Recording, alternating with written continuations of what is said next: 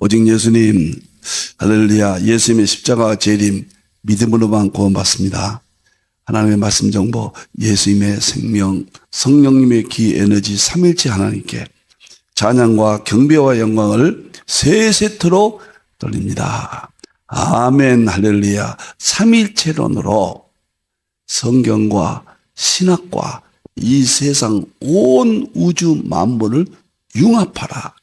이것이 힌들의 삼일체 과학신학의 첫째 핵심이고, 둘째는 그러기 위해서 포도주를 위해서 가죽 부대를 바꾸라. 예수님 말씀하셨죠. 셋째는 해 뜨는 곳에 인친다. 아시아 한국 신학을 새롭게 완성하라. 이 세 가지가 필자의 마지막 연구 세계고요. 힌들의 선교센터의 선교 사역의 핵심입니다. 신학자가 되라, 과학자가 되라, 설계자가 되라, 병신도는 신학자가 되라, 과학자가 되라, 전도자가 되라. 자, 오늘은 샘족 한국 역사를 보겠습니다. 먼저 제자훈련 소개합니다. 1월 달에는 3일째 과학신학 기본 이해를 마쳤습니다. 2월, 3월 달에는 우주 물리학과 하나님의 창조. 개인적으로는 다시 이런 책이 나오기 어려울 거다. 꼭 읽으십시오. 목요일날 끝나면은 기본 이해가 끝나면 바로 우주 물리학과 하나님의 창조 세계에 들어가겠습니다. 4월달, 5월달은 이제 출간된 양자역학과 예수님의 세계. 이건 정말 읽으십시오. 제가 1100권 저서 중에서 첫째가 삼일체의 본질 실존은 대통일장이고 대표적으로, 그 다음에 두 번째가 양자역학과 예수님의 세계입니다. 너무 방대하고 우리가 예수님 전하는 거 아닙니까? 예수님의 신학적 기독론적 입장에서 대부분 다 양자역학으로 이 책에서 입증했습니다. 너무도 엄청난 세계예요. 지금까지는 철학 인식으로 설명만 했거든요. 이제는 완전히 우리 예수님, 우리가 예수님 믿고 천국 가잖아요.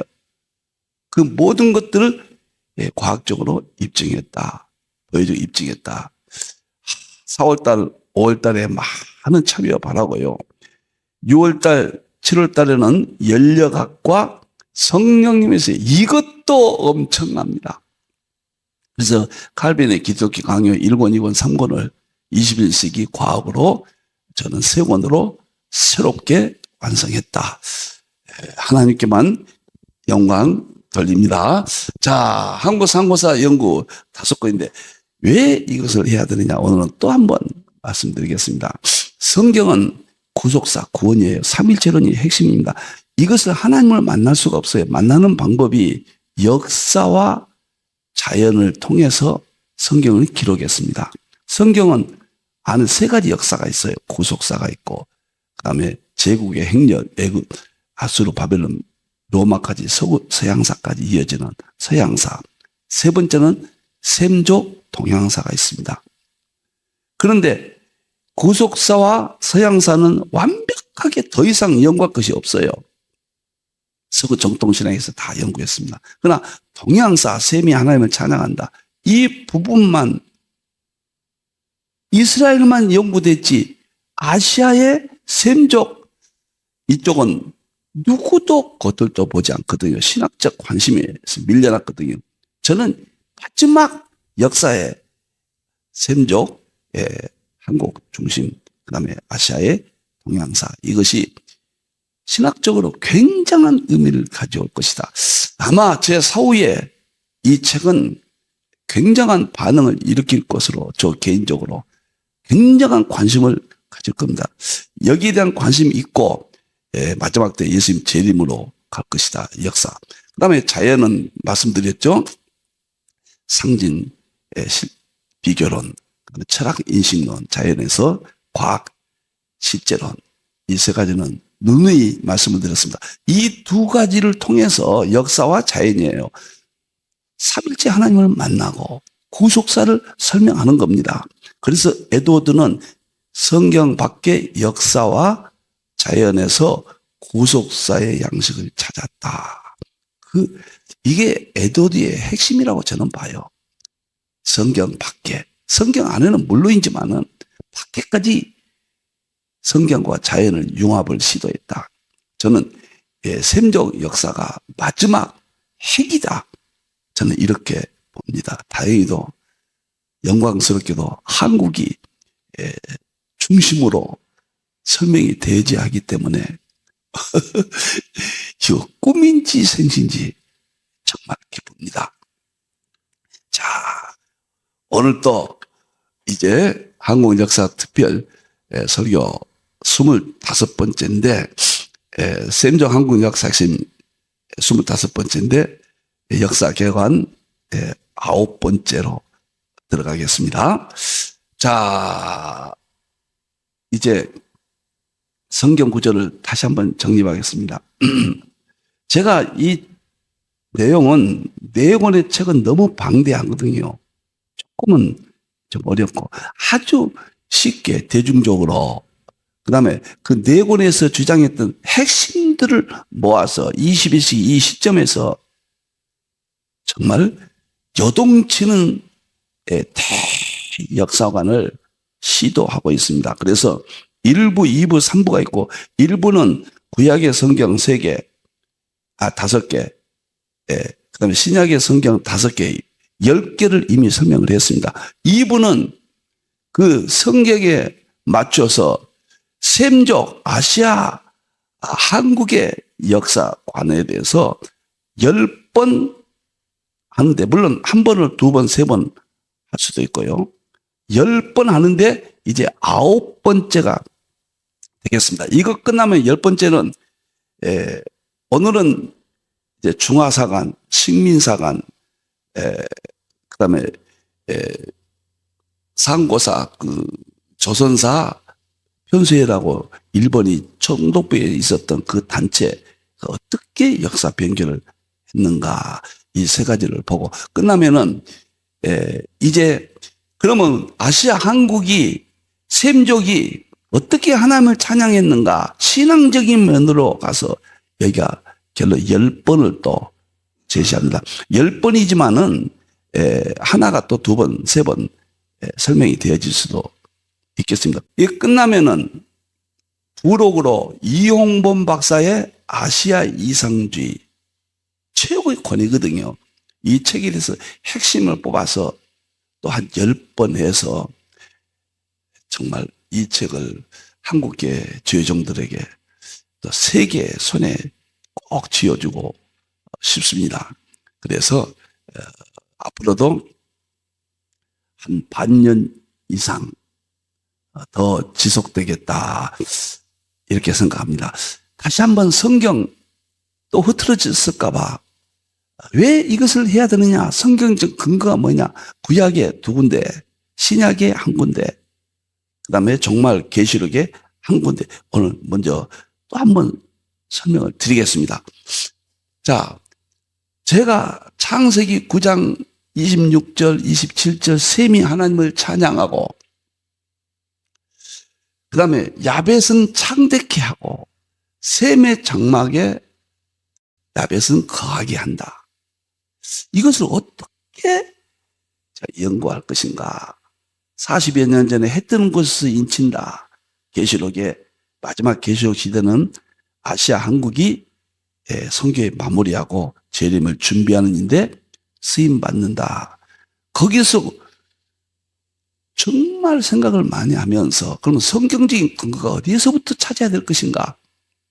그래서 창세기 여기에 대해서 제가 3회 구조로 셈의 하나님 찬양은 셈족 1 이스라엘, 야벳 족속은 서구 정통신학, 서구 선교 완성, 셈의 장막은 서구가 마지막에 아시아 한국의 계시록 재림과 함께 연결됨으로써 역사는 마무리된다.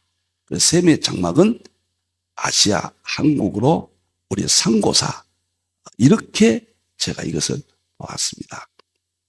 정말로 깊고도 오묘하죠. 제가 그 후로 40여 년 동안 다른 이론이 여기 있다 해석할 수 있을까? 정말 많은 추석도 보고 봤지만은 어느 쪽으로나 구조적으로나 여기에 결정적인 세수로 봐야 된다는 결정적인 것이 창세기 10장입니다. 다음 구절을 보면요. 셈이 창세기 9장 셈입니다. 에벨온 셈이 하나님을 찬양하는데 셈이 셀라, 아르박사, 그 다음에 에벨 이렇게 이어집니다. 에벨을 자손을 통해서 하나님을 찬양한다. 그런 의미예요. 셈의 자손을 통해서. 그런데 에벨은 조상인데 앞에서 형이라고 해도 자녀가 죽었으니 에벨은 이렇게 나옵니다. 두 아들을 낳았는데 하나의 이름은 벨렉이라. 이것이 이스라엘의 조상이죠.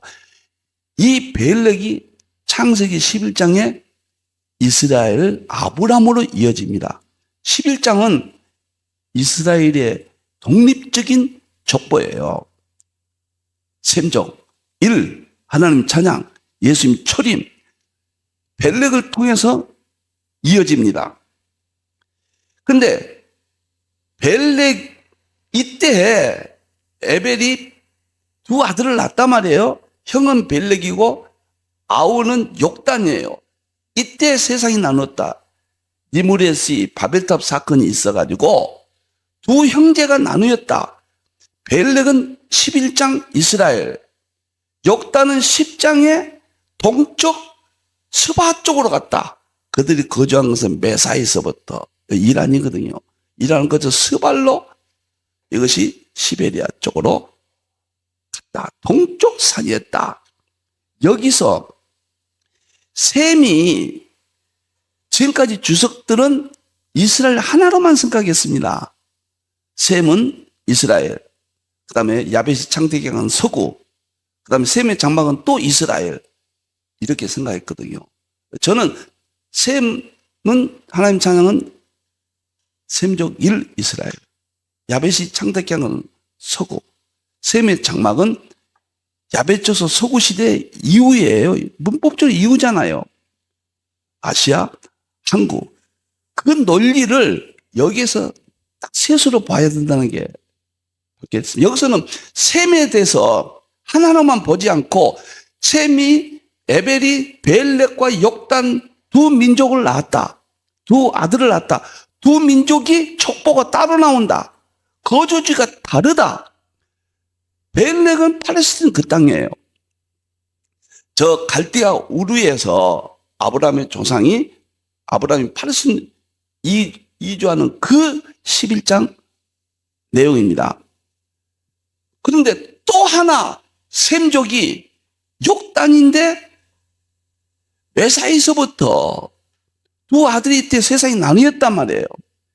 스발로 시베리아로 가는 동쪽 산이었더니 동쪽이 핵입니다. 이 동쪽이 아시아 한국의 정말로 1만 년 역사.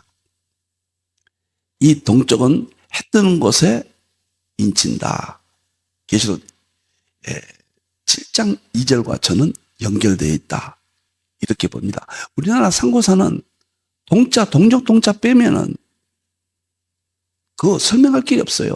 상고사 화인, 황구, 화는 배달구, 당군, 조선, 여기 세 나라를 조선이라고 그러거든요.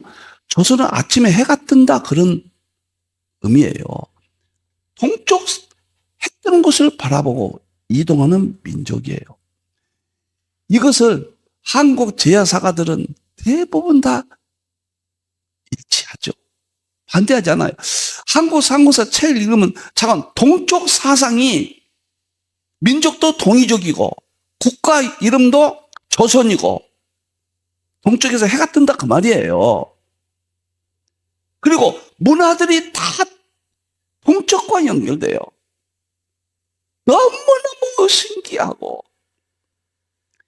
너무너무 놀랍고 놀랍습니다.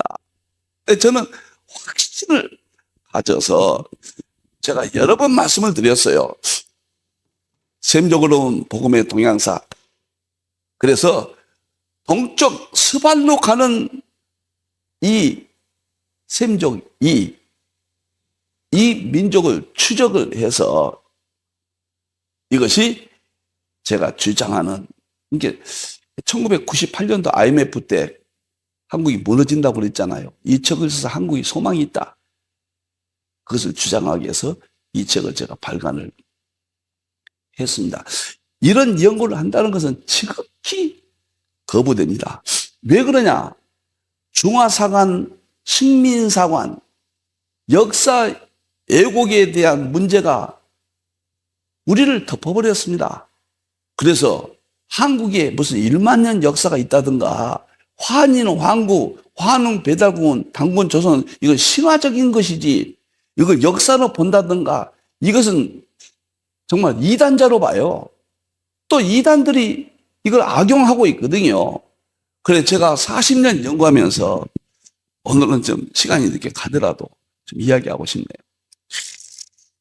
40년 연구하면서 진실은 사라지지 않는다. 응? 진리는 절대로 죽지 않는다. 이러한 각오로 제가 이 책은 4권을 썼고 마지막 5번째 한국 역사 특별 연구를 지금 진행하고 있고 아시아 한국신학 과학신학의 완성과 함께 마지막 한쪽 기둥의 축을 이제 세워서 에도드가 말하는 역사와 자연 속에서 구속사의 양식을 찾았다. 성경과 자연을 융합했다. 역사와 다 융합했다. 이런 문제를 완성하는 의미를 저는 개인적으로 갖고 있습니다. 너무 중요한 문제인데 거의 한국 상고사, 아시아, 한국, 샘족 하나님, 찬양, 셈의 장막 이런 문제는 죽어 있다. 완전히 감춰져 있다. 어떠한 정말로 힘든 일이 있다 할지라도 어둠 속에서 반딧불이라도 해야 되겠다. 그래서 후배들이 많이 이 부분을 연구해서 신학의 완성, 구속사의 완성, 그 다음에 오늘 21세기 돌파구로 한쪽 부분을 수축해야 되겠다. 그래서 하고 있는 것입니다. 절대 셈이 하나님 찬양은 이스라엘이에요. 야벳은 창덕했다는 서구입니다. 여기까지는 모든 주석이 일치해요. 야벳이 셈의 장막에 들어갔다. 뒤로 갈 수 없는 거예요. 서양이 어떻게 과거 이스라엘로 들어갑니까? 문법이 맞지 않아요. 셈의 장막이 독립되게 있어야 돼요. 그걸 아시아 한국으로 봐야 되고 현재 국제정세 한국이 세계사의 지금 중심으로 떠오르고 있잖아요. 지금 복음의 신앙적으로 중심입니다. 한국도 거의 무너져 가지만은 그래도 새벽 예배 있고 수요 예배 있고 아직도 주의 종들이 기도합니다. 다시 해 뜨는 곳에 인치는 시점에서 성령님께서 전 세계를 다시 일으킬 때가 오거든요. 그때 아시아 한국 교회가 하나님께서 중심으로 세우실 것이다. 성교의 마무리를 하게 하실 것이다. 재림을 준비하게 할 것이다. 그래서 신학의 회복, 목회의 회복. 그러기 위해서 3일째 제가 통합신학 250권, 3일째 과학신학 20권 제자 훈련을 제가 이렇게 실시하고 있다. 다시 한번 오늘 설명하고 싶습니다. 이 구절이 그렇게 중요합니다. 이 구절을 잘 이해하셔야 돼요. 여러분들. 그 다음에 신약에 와서 결정적인 것이 마태복음 20장 1절 7절이란 말이에요. 이것이 제 1장에서 다 설명했지만은 또 이렇게 시간이 가니까 다시 한번 제가 정리하는 것입니다. 예수님 말씀하셨거든요. 자, 여기는 뭐냐면 종들이라고 해서 종들. 종들은 뭐냐면은 구약은 선지자, 신약은 12제자, 그 다음에 선교사, 주의 종들, 목사들, 신학자들을 말한 거예요. 이 종들은 광의적으로는 물론 다 포함되지만 그러나 이 본문에 봐서는 구속사가 어떻게 지금 이어지고 있느냐 우리 예수님이 설명하신 겁니다. 여기서 예수님이 품꾼이라고 그랬거든요. 품꾼, 주의 종들이에요. 그런데 이른 새벽이 있다 그랬거든요. 이른 아침이 있고 그 다음에 30분꾼이 있고 그 다음에 9시와 12시 분꾼이 있고 11시 분꾼이 있다. 이게 다시 한번 내가 설명할게요. 오늘 시간이 가더라도 다시 한번 하겠습니다. 정말로 중요한 내용입니다. 이른 아침은 누구냐? 이른 아침은 창세기 11장 이스라엘이 벨렉으로부터 조상이 돼서 아브람까지 되기 이전, 벨렉 이전, 아시아 한국적은 욕단 이전, 벨렉과 욕단, 에벨의 두 아들, 그 이전을 저는 이른 아침으로 봅니다. 이때는 전체 셈족이에요. 아시아 전체예요. 이스라엘과 한국이 모이고 다 셈족입니다. 이때를 저는 이른 아침으로 본다. 하나님 찬양으로 본다. 이른 아침이에요. 그 다음에 삼시라고 못 박는 것은 6시간 차이 나잖아요. 지금하고. 그러면 아침 9시를 말하거든요. 근데 시간적으로 보면 아침 있고 점심 있고 저녁이 있어요. 계시록에 보면은 때를 따른 양식을 나눠준다. 응? 아침을 아리스톤, 점심을 아클라티스마, 저녁을 데이프논 그래. 원문이 다릅니다. 이것은 식사 시간을 통해서 시대를 지금 이야기해 준 거예요. 아침 20장에서 3시라고 하는 것은 9시라고 하는 것은 구약 이스라엘을 말한다. 셈이 하나님을 찬양했다. 이렇게 봐야 된다는 거예요. 그 다음에 9시와 12시는 12시부터 3시까지 정오. 이것은 서구의 야벳이 하나님을 창대케 했다. 가장 영화를 돌렸잖아요. 서구가 얼마나 성경을 완성했습니까? 그렇게 봐야 된다. 그리고 마지막 네 번째는 11시 품꾼은 오후 5시에 일하는 품꾼인데 누구냐? 이스라엘은 6시까지 일하거든요. 1시간 일하는 품꾼이 누구냐? 이것이 셈의 장막이다. 이렇게 연결을 해야 된다. 그러면은 창세기 9장 26절 20절 셈이 하나님을 찬양한다. 이스라엘 야벳이 창대했다. 서구 셈의 장막은 야벳이 들어오니까 서구 이후에 아시아 한국. 아시아 한국을 여기서 삽입하지 않는다면 미궁에 빠집니다.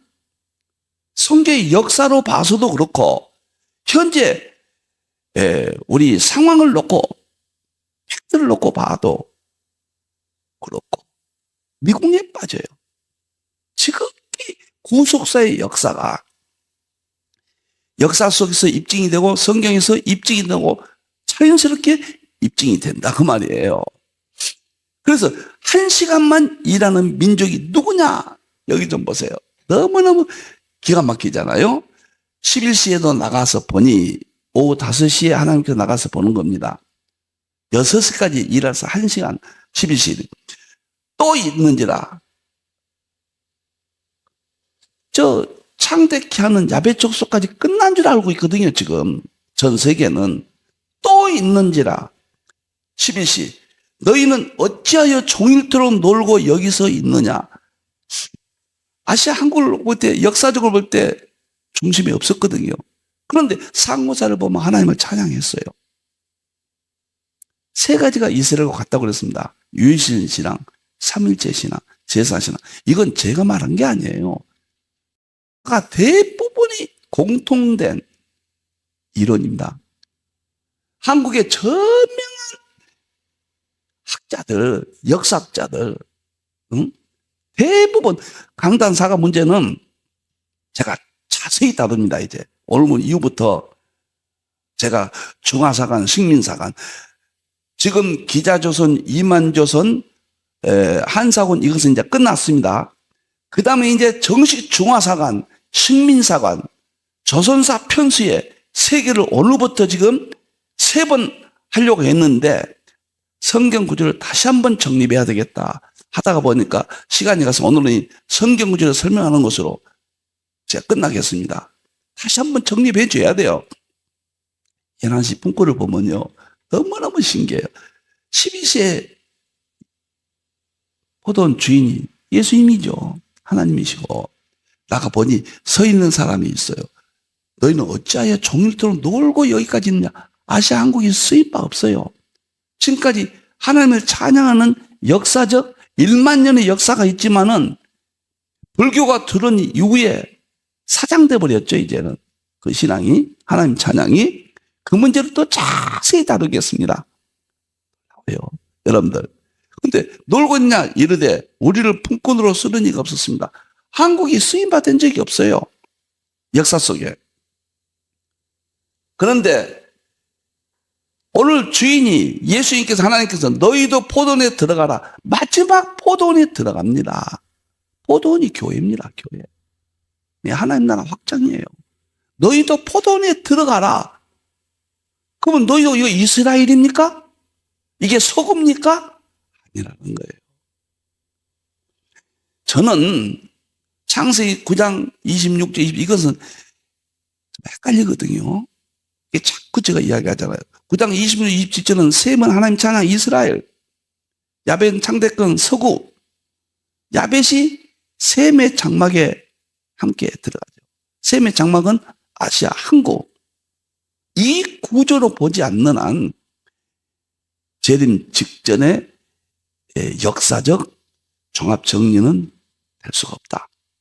성경이 말하는 창세기 9장 될 수가 없다. 그것은 창세기 10장에서 에벨이 두 아들을 낳았다. 셈족이 둘로 나눠진다. 9장 26절 27절을 입증한다. 그래서 셈족이 벨렉은 창세기 11장에서 이스라엘 조상으로, 그다음에 욕단은 두 형제가 나눠진다고 그랬거든요. 나눠진다. 셈족이 나눠진다.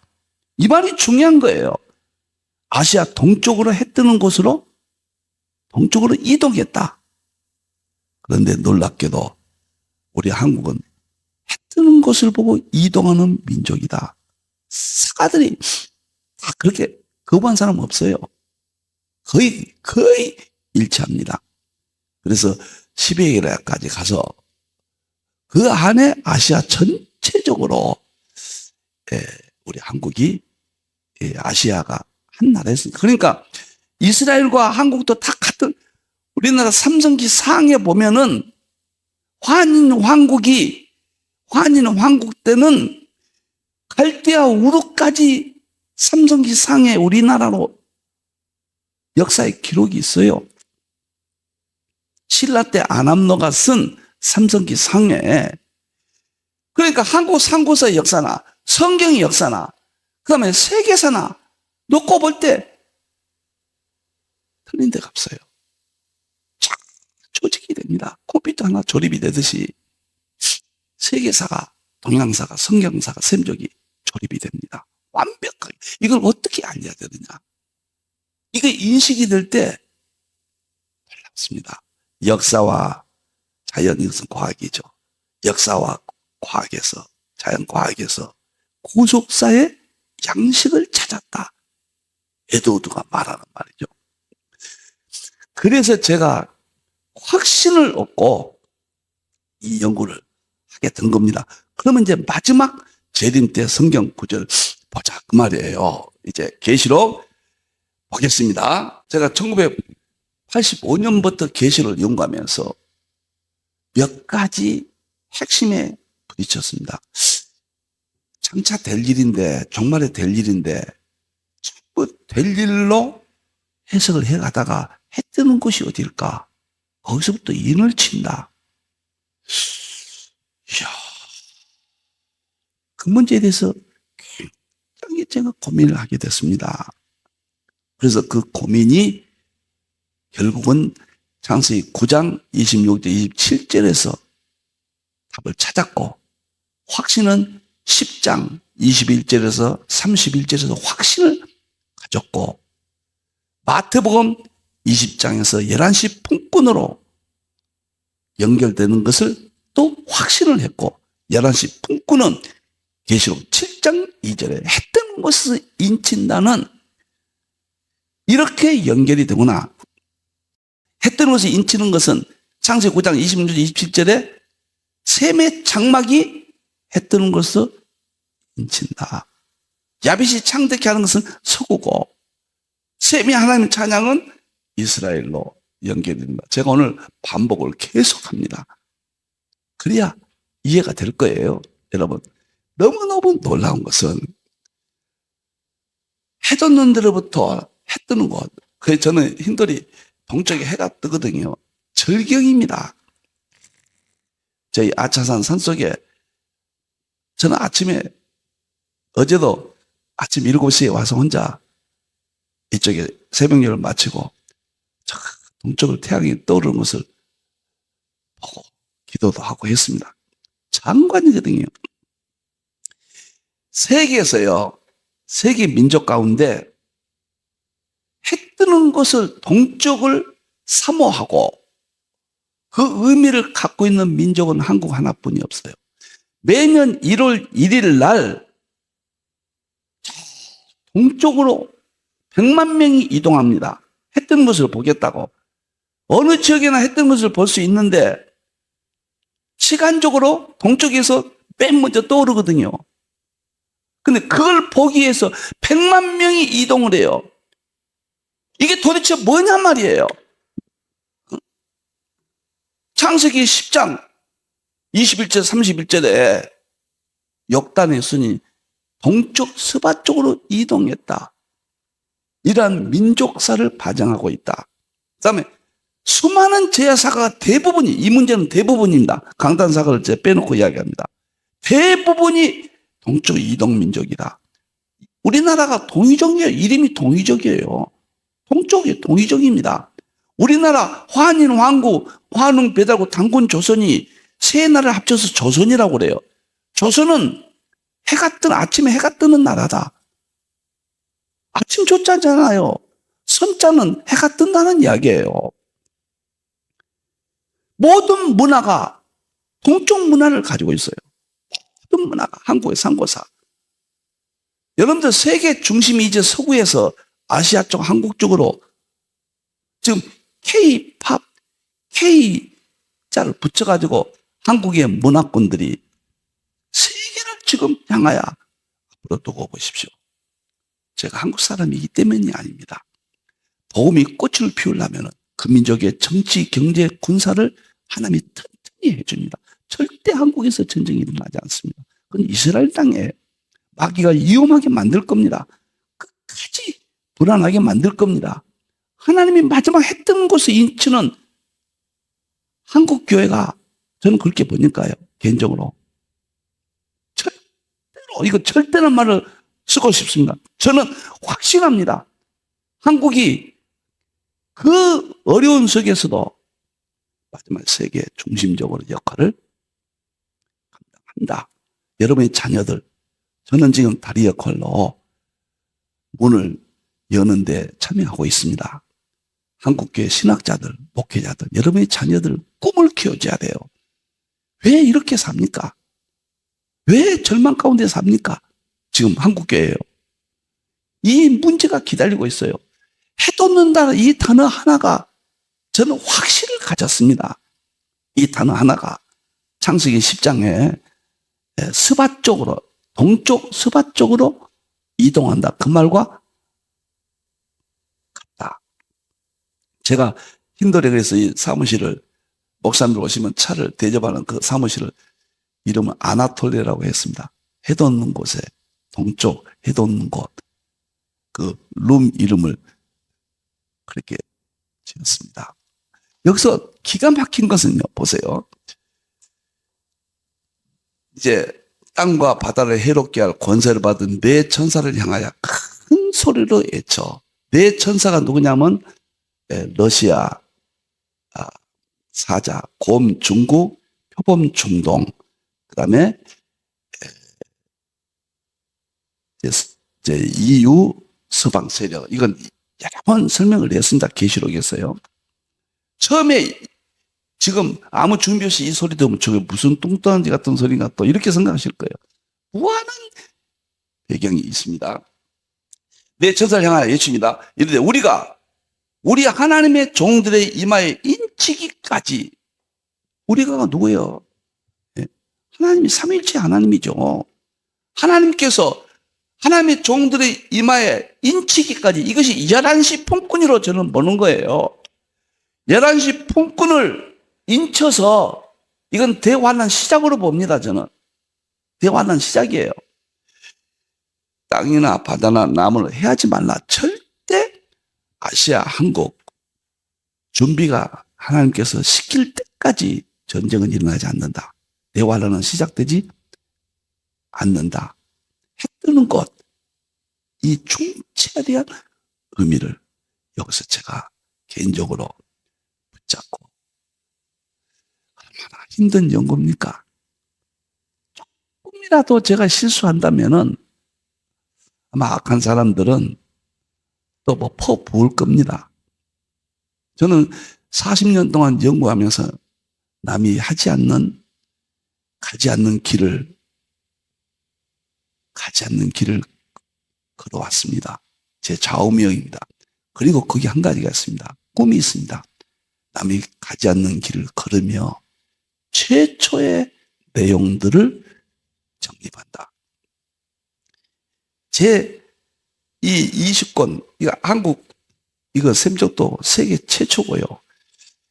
3일째 과학선언 20권도 세계 다 최초입니다.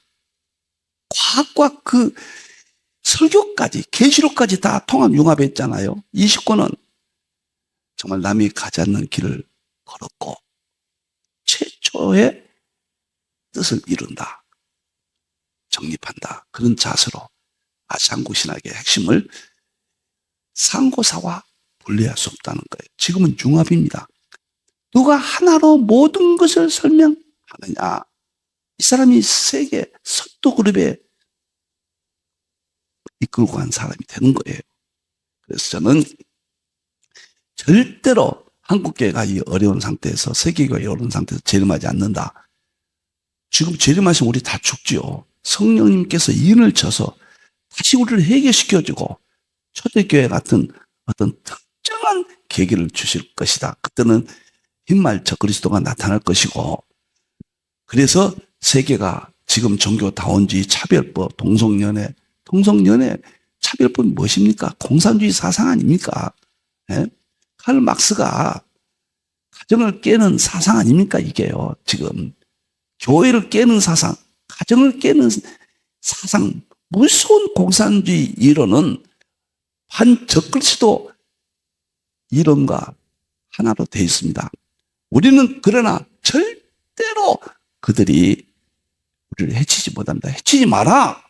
하나님께서 모든 것은 성령님께서 열으시고 성령님께서 가르쳐 주시고, 요한복음 14장 16장 성령님께서 깨닫게 해주시고 성령님께서 보호해 주시고 성령님께서 생각나게 해주신다고 그랬거든요.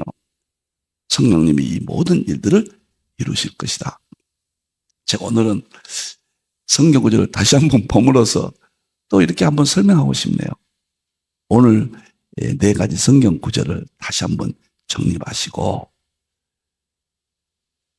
11시 품꾼, 해 뜨는 곳에서 인치는 하나님의 종들, 셈의 장막, 동쪽 스바 쪽으로 이동하는 역단의 후손들, 아시아 한국, 선교의 마지막 마무리, 대환란의 세계적인 중심 주역, 이렇게 뜻을 두고 여기까지 왔습니다. 기도하겠습니다. 하나님 감사합니다. 너무도 감사합니다.